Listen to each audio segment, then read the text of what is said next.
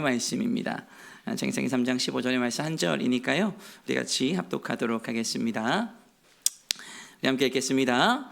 내가 너로 여자와 원수가 되게 하고 내 후손도 여자의 후손과 원수가 되게 하리니 여자의 후손은 내 머리를 상하게 할 것이요 너는 그의 발꿈치를 상하게 할 것이니라 하시고 아멘. 제가 지지난주에 설교를 했는데 주일 예배 때, 근데 저희 어머니가 제 설교를 보셨나 봐요. 그리고 굉장히 많은 피드백을 주셨어요. 근데 저한테 안 하셨어요. 저희 아내에게 전화하셔서 야, 원모가 넥타이가 삐뚤어져 있더라. 그래서 제가 올라오기 전에 넥타이를 좀 점검하고 올라왔는데 괜찮습니까? 네, 성도님들 보시기에 불편하지 않으시죠? 그리고 또 한 가지 말씀을 하셨어요. 은혜야, 원모 살 빼라 그래라. 그래서 살을 좀 빼야겠는데 살을 뺄 틈을 안 주셔서 우리 교회 성도님들이 제 탓이 아니라고 말씀드리고 싶고 근데 우리가 이렇게 누군가 앞에 나설 때 굉장히 많은 것들을 생각하고 고민하고 나서죠. 그런데 우리가 왜 이렇게까지 참 많은 것들을 고민할까요? 우리는 왜 누군가에게 보여지는 게 참 중요할까요? 그건 우리의 인생의 목적이 항상 어디 있어서 그래요? 잘 사는 데 있어서 그래요.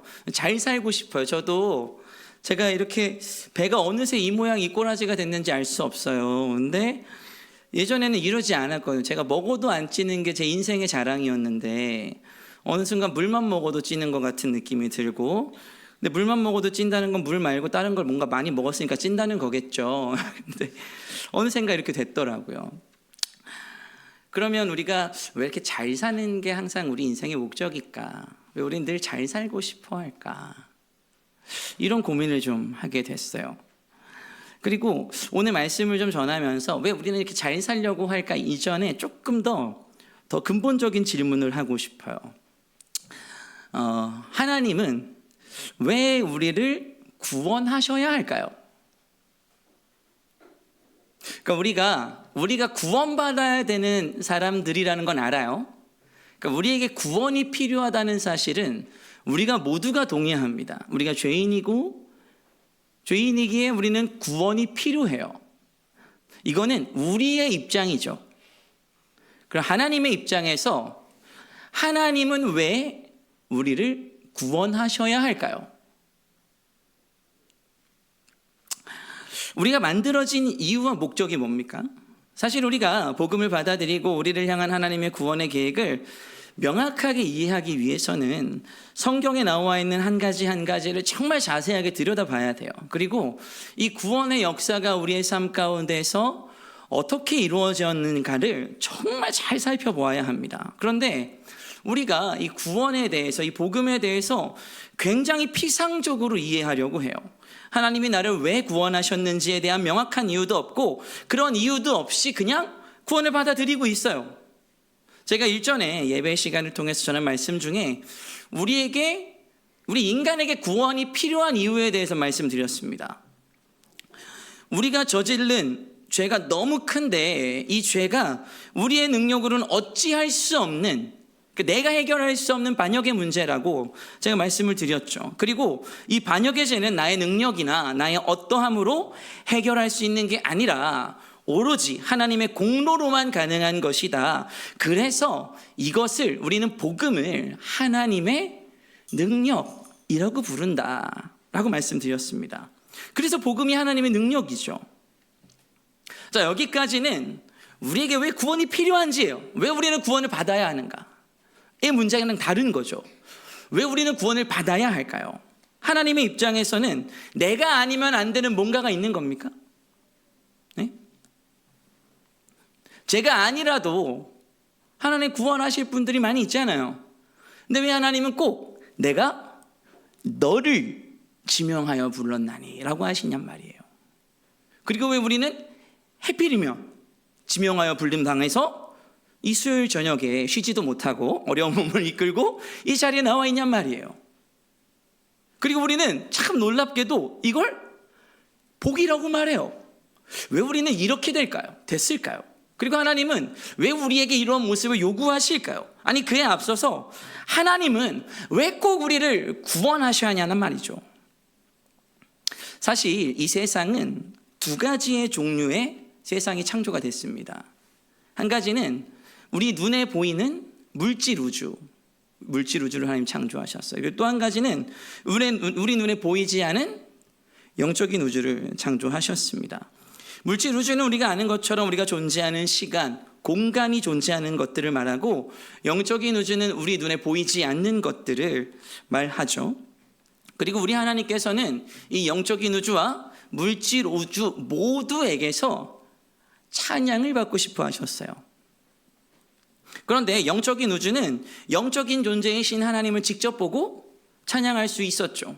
근데 문제는 뭐예요? 물질 우주예요. 물질 우주는 영이신 하나님을 바라보고 찬양할 수 없었어요.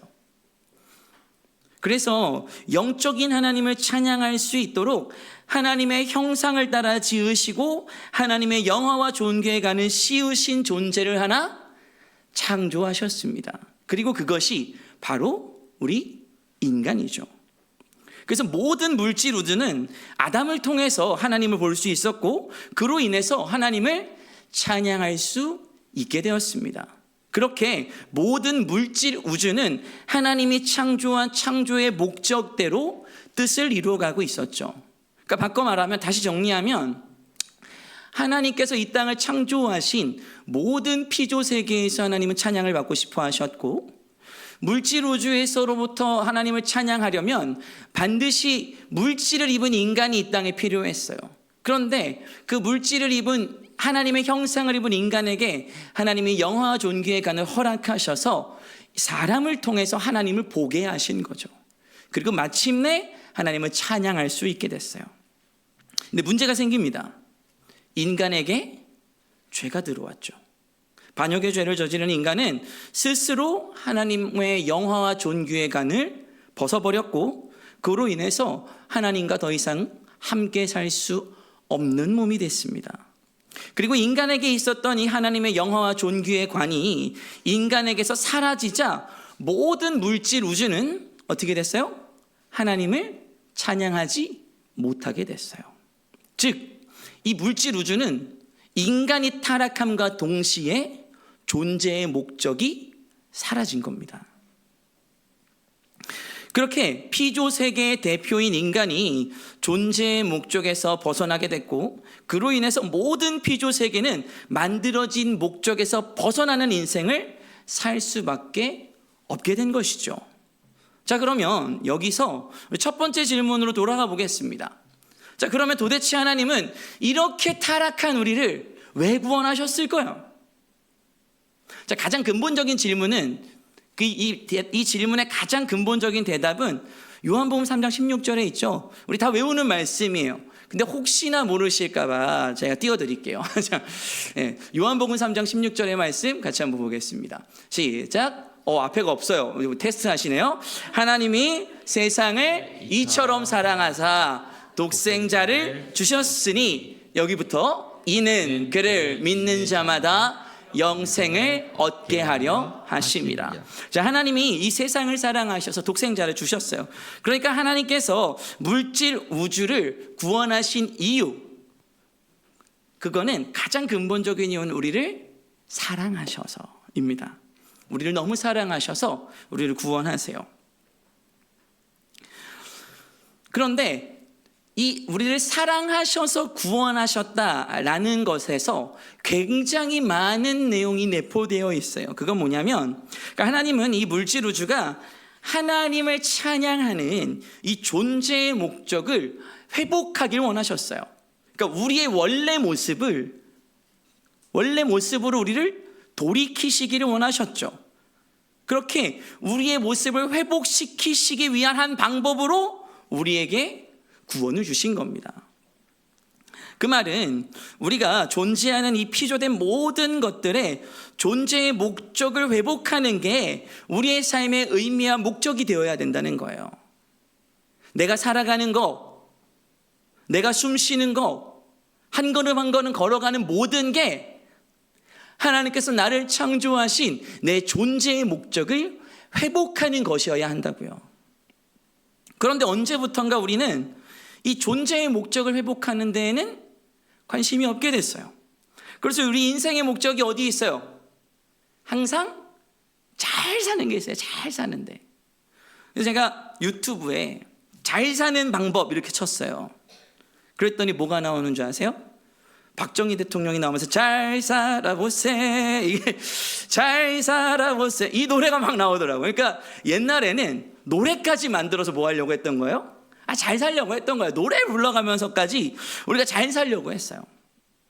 그런데 하나님께서 우리를 구원하신 목적이 우리가 잘 살기 위해서 우리를 구원하신 거예요?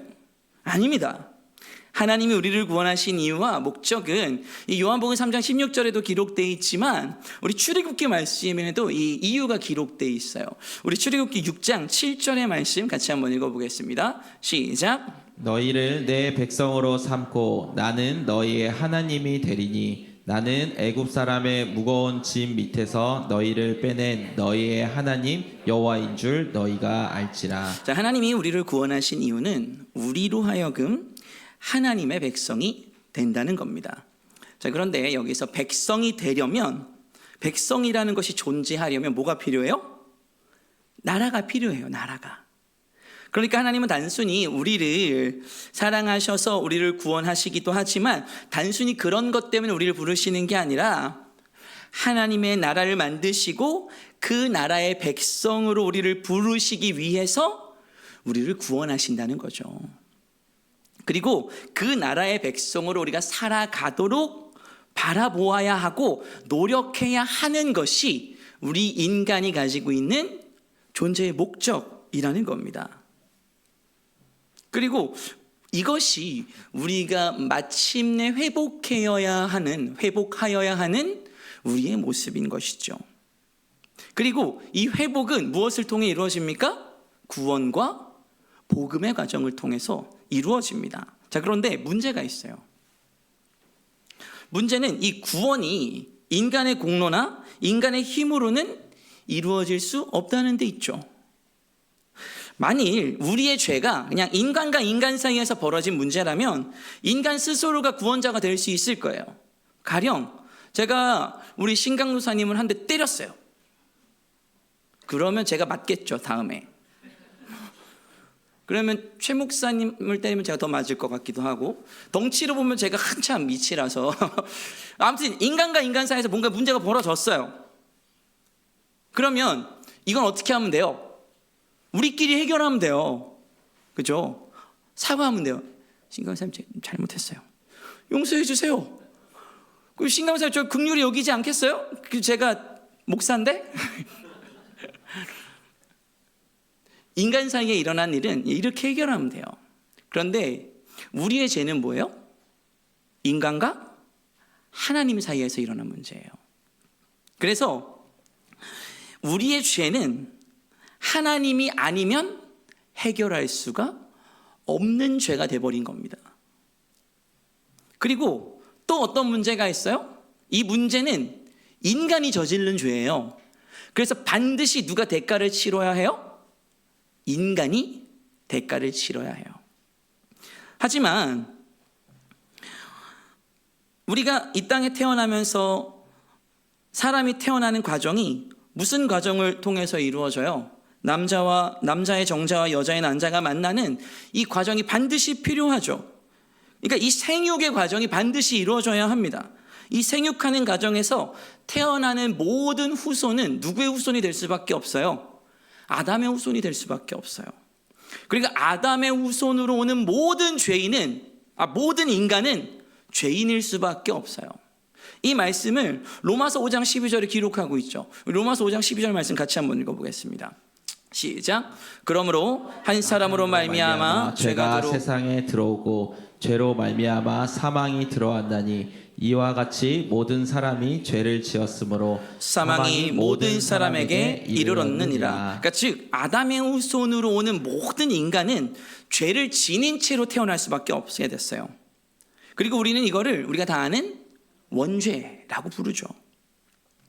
그리고 우리가 이 원죄를 반역죄라고 해요.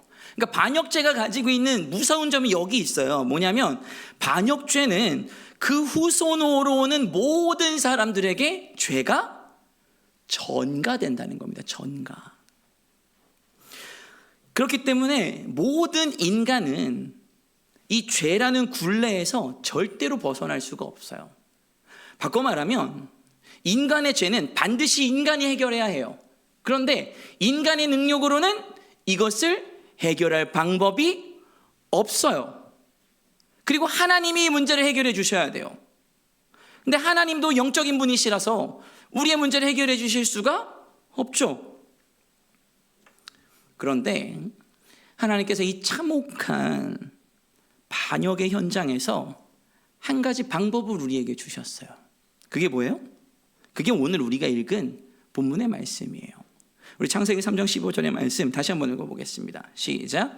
내가 너로 여자와 원수가 되게 하고 내 후손도 여자의 후손과 원수가 되게 하리니 여자의 후손은 내 머리를 상하게 할 것이요 너는 그의 발꿈치를 상하게 할 것이니라 하시고. 자, 우리가 이 말씀을 되게 자주 보셨을 거예요. 그렇죠? 근데 이 말씀을 우리가 너무 쉽게 넘어가는 경향이 있어요. 자, 말씀드렸던 것처럼 우리 인간의 죄는 반드시 인간이 해결해야 해요. 그런데 인간의 능력과 힘으로는 이 죄를 해결할 방법이 없어요. 그래서 하나님께서 어떻게 하세요? 하나님께서 직접 누구의 몸을 입고 오세요? 인간의 몸을 입고 이 땅에 오시는 방법을 택하세요. 그런데 인간에 오신 하나님이 다른 존재로는 인간의 죄를 해결할 수 없기 때문에 성육신하셔서 이 땅에 오셨죠. 그런데 예수님, 그러니까 예수님께서 이 땅에 오신 이 탄생의 과정이 어떻다는 걸 우리가 알아요? 여자의 후손으로 이 땅에 오셨다는 걸 알아요. 그러면 하나님은 왜 예수님을 반드시 여자의 후손으로 태어나게 하셔야만 했을까요? 그 이유는 이 땅에 오는 모든 육신을 입은 인간은 아담의 후손으로 오는 한 죄를 가지고 태어날 수밖에 없어요. 그래서 하나님의 입장에서는 전혀 다른 어떤 새로운 것이 필요했습니다. 그래서 하나님이 창세기 3장 15절에 약속하신 게 뭐예요? 뭘 주시겠다고요? 여인의 후손을 주시겠다고 약속하신 거예요. 그래서 이것이 예수가 동정녀 마리아에게서 탄생한 이유예요. 왜 예수님은 동정녀 마리아에게서 태어났을까요? 그래도 신이라면 뭔가 이런 신비한 신화가 하나 있어야 하니까 이렇게 하신 걸까요? 그렇지 않아요. 예수님께서 이 땅에 여자의 후손으로 이 땅에 오셔야만 했던 이유는 남자의 후손으로 오는 모든 인간에게 죄가 임하기 때문입니다. 인간의 죄를 위한 희생 제물이 되시려면 예수께서는 분명히 인간이셔야만 했어요. 결단코. 그런데 아담의 후손이어서는 안 됩니다. 왜냐하면 모든 아담의 후손은 반역에 참여한 죄의 책임을 지고 태어나기 때문이죠. 그래서 하나님은 인간의 이 타락의 현장에서 무엇을 보증하세요? 여인의 후손이 인간의 구원자가 될 것을 보증하시는 겁니다. 그리고 하나님께서 이 구약의 말씀을 통해서 여인의 후손이 올 수 있다라는 것을 보여주신 한 사건이 있죠. 그게 뭡니까? 그게 이삭입니다. 자, 하나님이 아브라함을 부르세요. 아브라함을 부르셔서 야, 내가 너한테 땅도 주고 복도 주고 또 모두 주시겠다고 약속하세요. 자녀를 주겠다 약속하세요. 자녀를 얼만큼 주시겠다요? 하늘의 별처럼 바다의 모래알처럼 주겠다고 약속하세요. 자, 그런데 아담이 그 약속을 처음에 믿어요, 안 믿어요? 안 믿었어요. 그 약속을 못 믿었습니다. 그래서 아브라함이 어떤 방법을 취해요? 여종인 하갈을 데려다가 아들을 낳습니다. 누구의 능력으로? 아브라함의 능력으로 아들을 낳아요. 그의 이름을 이스마엘이라고 지었죠. 자, 그런데 창세기의 기록을 자세히 살펴보면 특이한 게 있어요. 아브라함이 이스마엘을 낳고 난 다음에 하나님이 아브라함을 찾아오지 않으세요. 언제까지 안 찾아오시냐면 17장이 될 때까지 하나님이 아브라함을 찾지 않으십니다. 그리고 17장 1절에 딱 등장하셔서 하나님 하시는 첫 번째 말이 있어요. 너 나에 대하여 온전하라, 이런 말씀을 하세요. 이게 무슨 뜻인 줄 아세요? 너 똑바로 해, 이런 말씀이에요. 하나님께서 아브라함에게 야, 너 똑바로 살아. 그 말은 아브라함이 그동안 어떻게 살았다는 거예요? 똑바로 안 살았다는 거예요. 하나님이 자식 주고 땅도 주고 복도 주겠다고 하셨는데 아브라함이 그걸 안 믿었어요. 그리고 자신의 능력으로 뭔가를 계속 해내려고 했죠. 그렇게 뭔가를 결과를 얻었어요. 아브라함이 이게 하나님의 뜻인 줄 알았어요. 근데 하나님의 계획은 여기 있지 않았죠.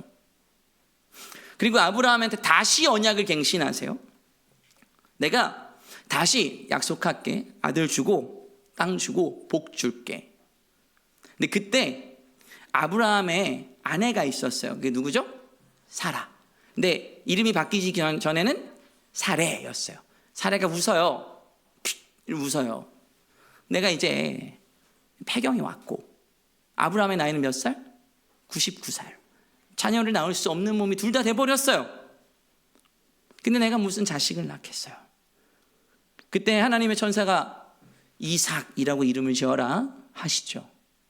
근데 여기서 참 웃긴 장면이 하나가 등장해요. 하나님이 자녀를 주겠다고 하시면서 이삭이라고 이름을 지으라고 하시고 한 가지 하시는 게 뭐예요? 사레의 이름을 사라로 바꿔요. 왜 그러셨을까요? 사레의 이름 뜻이 뭔지 아세요? 사레.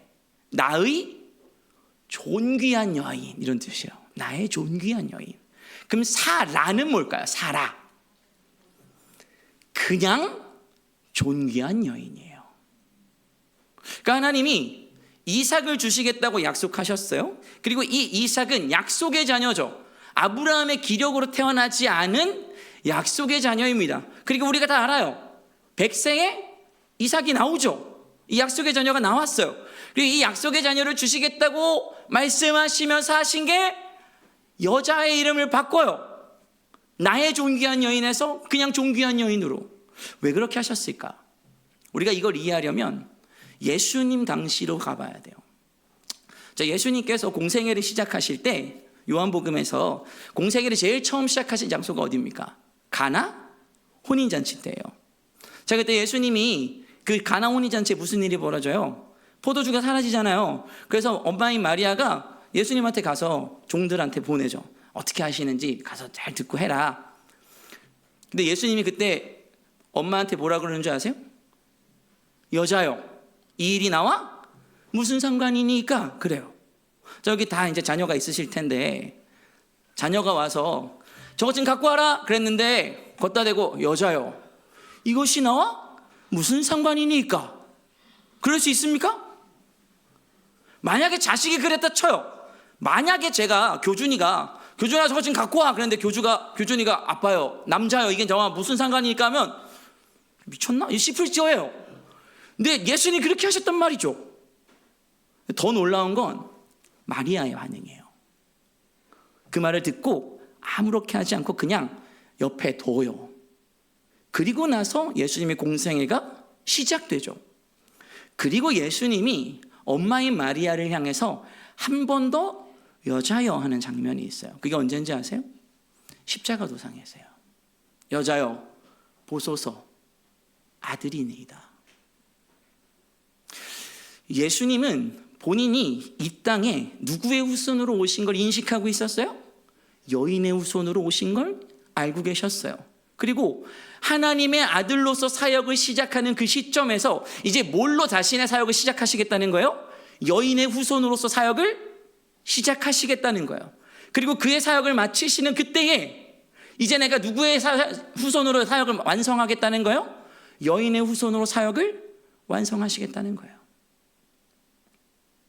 그렇게 예수님은 여인의 후손으로 이 땅에 오셔서 그 사역을 완성하셨습니다. 자, 그렇게 우리가 다시 창세기로 돌아가 볼게요. 그러면 하나님께서 사레의 이름을 사라로 바꾸신 이유가 우리가 자연스럽게 이해가 되죠. 약속의 후손을 주시겠다고 하시면서 이 약속의 후손은 그냥 나의 자녀가 되면 안 되는 거예요. 뭐가 돼야 되는 거예요? 여인의 후손이 되어야 된다고 말씀하시는 거예요. 그 예표로 이삭을 보여주시고 그렇게 예수 그리스도를 통해서 하나님께서 주의 일을 여인의 후손을 통해서 해나가신 겁니다. 그렇게 예수님은 여인의 후손으로 새로운 인류를 창조하셨고 예수 안에 있는 모든 사람들은 새 것이 될 수 있도록 해주신 것이죠. 그래서 우리가 이런 고백을 해요. 이전 것은 다 지나갔으니 보라 새 것이 되었도다. 우리가 이제 뭐가 된 거예요? 새로운 인류가 된 거예요. 예수 그리스도 안에 있는 모든 사람은 이제 누구의 후손으로 살 수 있는 겁니까? 여인의 후손으로 살 수 있게 된 겁니다. 그래서 고린도전서 15장 45절에 이렇게 고백하고 있습니다. 우리 같이 한번 읽어보겠습니다. 시작. 기록된 바 첫사람 아담은 생명이 되었다. 한과 같이 마지막 아담은 살려주는 영이 되었나니. 자, 마지막 아담이 누구입니까? 예수 그리스도입니다. 그리고 그분을 통해서 우리는 살 수 있는 영을 얻게 됐어요. 이렇게 우리는 하나님의 편에 마침내 설 수 있게 된 겁니다.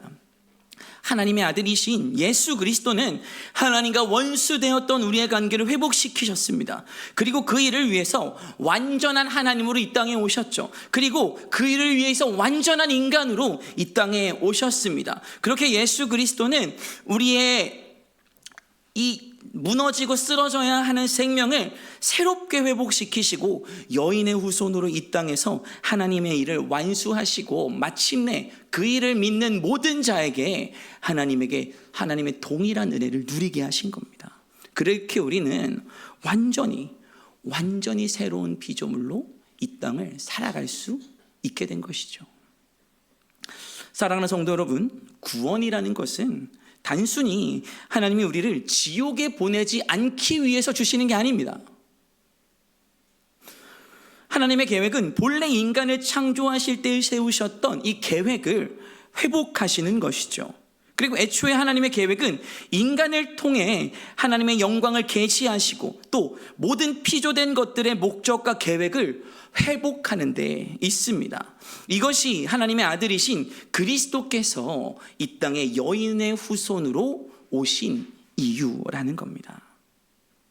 그렇다면 사랑하는 성도 여러분, 우리는 우리의 존재의 목적을 회복하면서 살아가고 있습니까? 저한테 어린 딸이 하나가 있어요.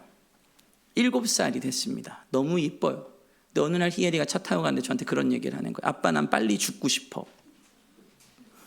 그래서 얘가 이게 뭔 소리를 하는 건가. 근데 제가 뒤통수를 맞은 느낌이었어요. 죽으면 하나님 만날 수 있잖아. 나는 하나님 빨리 만나서 하나님이랑 같이 살고 싶어. 이래서 예수님이 어린아이와 같은 믿음을 가지라고 말씀하신 거구나라는 생각이 들었어요. 사랑하는 성도 여러분, 이 땅에 미련이 있으십니까? 어떤 미련을 가지고 계세요? 무엇을 위해서 노력하고 살아가고 계십니까? 우리 인생의 목적은 이 땅에서 행복하게 잘 사는 게 아닙니다. 우리의 인생의 목적은 우리의 본향이 천국을 바라보면서 말마다 예수를 닮아가는 것에 있는 줄로 믿으시기를 축복합니다. 이럴 때 아멘 소리가 크게 나와야 됩니다. 축복합니다. 그렇게 우리는 예수를 꼭 닮은 모습으로 이 땅에서 하나님의 삶의 목적을 이루면서 살아가야 하죠. 그저 우리가 하루를 어떻게 하면 잘 살 수 있을까? 어떻게 해야 좋은 대학에 갈까? 어떻게 해야 더 많은 돈을 얻을까? 어떻게 해야 더 좋은 지위를 얻을까가 우리 삶의 목적이 되어서는 안 된다는 겁니다. 오로지 우리의 목적은 창조된 본래의 목적을 회복하는 것이 그 하나님이 원대한 계획을 세우시면서까지 우리에게 하나님의 계획을 주신 이유라는 사실을 잊어서는 안 됩니다. 하나님은 우리의 창조의 계획을 회복하시기 위해서 이 놀라운 계획을 세우셨어요. 그리고 이 놀라운 계획은 단순히 하나님이 세상을 이처럼 사랑하사 나 구원받았구나, 너도 구원받았구나, 우리 구원받았구나, 우리 행복하게 잘 살아보자가 아니라는 거예요. 하나님의 계획은 우리의 삶의 자리에서 하나님의 영광이 나타나고 우리의 삶의 자리에서 예수의 형상이 나타나고 우리가 걸어가는 곳마다 예수님의 향기가 나타나는 것에 있다는 사실을 기억해야 합니다. 저는 그래서 우리 그리스도인들이 유일하게 외쳐야 하고 우리 그리스도인들이 유일하게 우리의 삶의 목적으로 삼아야 하는 게 오직 복음이고 오직 예수인 줄로 믿습니다. 오늘 제가 말씀을 준비하는데 우리 교육자들이 저한테 그런 얘기를 했어요. 우리 목사님은 설교를 예수 설교밖에 할 줄 몰라. 복음만 해, 복음만. 근데 저는 그게 전부라고 생각해요. 우리가 살아가는 이유, 우리를 구원하신 하나님의 은혜와 이 하나님께서 나를 구원하신 은혜가 얼마나 큰지 깨닫게 되면 우리가 복음에 미치지 않고 살아가는 게 그게 정상이 아닌 거예요. 어떻게 우리가 복음에 미치지 않고 살 수 있겠습니까? 하나님의 이 놀라운 계획을 우리에게 주셨는데 우리가 어떻게 복음 없이 살 수 있겠어요? 말씀을 마치겠습니다. 우리 인생에 찾아오신 하나님의 복음은 굉장히 놀라운 하나님의 뜻과 계획을 실현하시면서 우리에게 찾아온 겁니다. 그저 예수님이 십자가에서 우리의 죄를 위해 죽으시고 장사한 지 사람 안에 죽은 자 가운데 살아나시고 다시 부활하셔서 그 생명을 우리에게 주신 것, 이 간단한 문장 안에 정말로 하나님의 많은 뜻과 계획과 능력이 포함되어 있습니다. 사랑하는 성도 여러분, 그걸 정말 느끼고 계시다면 우리가 살아가는 날 동안 우리는 정말로 하나님의 존재의 목적을 회복하며 살아가는데 우리의 삶을 걸어야 하는 줄로 믿습니다. 그리고 그것을 위해서 우리는 이 복음이라는 한 가지 단어에 집중하고 이 복음으로 우리의 인생을 살아내야 할 줄로 믿습니다. 그러한 믿음의 고백으로 같이 한번 찬양하겠습니다.